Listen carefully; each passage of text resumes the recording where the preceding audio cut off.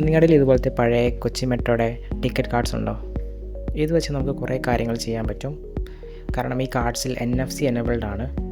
നിങ്ങളുടെ ഫോണിൽ NFC supported ആണെങ്കിൽ നമുക്ക് ഈ കാർഡ്സ് വെച്ചിട്ട് പല പല ട്രിക്സും ചെയ്യാൻ പറ്റും.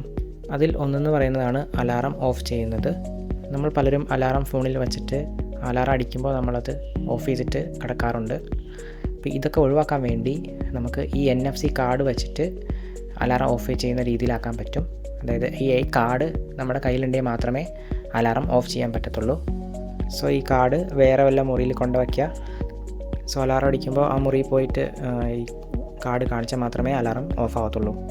അങ്ങനെ നമ്മുടെ ഉറക്കം കളയാൻ ഇത് സഹായിക്കും. ഇത് ചെയ്യാനായി പ്ലേ സ്റ്റോറിൽ NFC അലാറം ക്ലോക്ക് എന്ന് പറഞ്ഞൊരു ആപ്ലിക്കേഷൻ ഉണ്ട്. അത് ഡൗൺലോഡ് ചെയ്യുക.